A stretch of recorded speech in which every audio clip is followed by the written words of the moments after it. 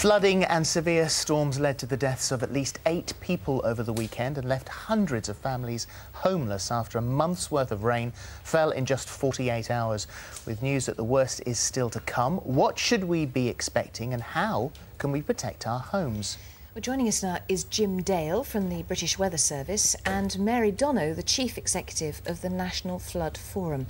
Welcome, both of you. Jim will be asking you about the forecast in a minute, but first of all, Mary, the National Flood Forum, actually you created yourself after being flooded, I think in 2000, wasn't it?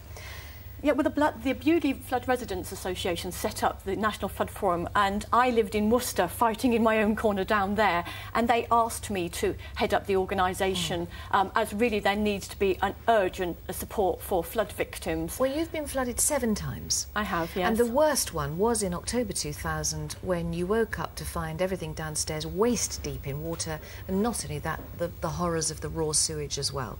It was raw sewage, yes. You can imagine going downstairs to be confronted with somebody else's toilet paper floating in your hall, and I know it wasn't somebody else's because I don't use blue. So the smell was absolutely horrendous. I had a small autistic child who I feared for his life because it was so deep, and trying to explain to him that floodwater is very dangerous was incredibly sort of traumatic and sort of an additional stress, really. So you're here with some fantastic tips and ideas of how to clear up, protect and maintain the protection, really. And also your charity helps people with insurance, complications and all of those things. How much is it a surprise to people when they're flooded? If you're watching the programme now and you haven't been flooded, will you know that your area is likely to be flooded, that it could catch you by surprise? Well, first of all, people can look on the Environment Agency's website to see if they're in the floodplain and at risk of flooding.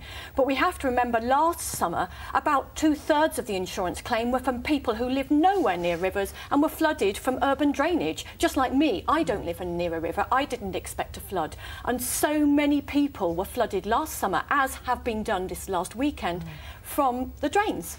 Well, the clearing up, you see it on the news and you see people sweeping all that mud and silt and sewage out of their doors. Where do you go from there? And you have very good tips on clearing up, which I hadn't even thought of. For instance, sandbags useless. Yes, as far as I'm concerned, you know, it's going to be written on my epitaph, I think. You know, it's one of my ambitions, ban the sandbag. Because when we hear of a flood kicking off, everybody is calling for sandbags. People are fighting over sandbags. Now, let's take a step back. Sand is not waterproof, and nor are the Hessian sacks they're put in. They filter the water, they make it clean, but they don't actually stop the flood water from coming in. So what does? Well, particularly in a flashy flood that we're having at the moment, there are quite a few things that you can do to sort of either keep the flood water out or at least bide you time to move your precious stuff upstairs. Having lost my son's first birthday video, I don't keep it up downstairs anymore. Yeah. It's upstairs. So I've seen my home put into a skip.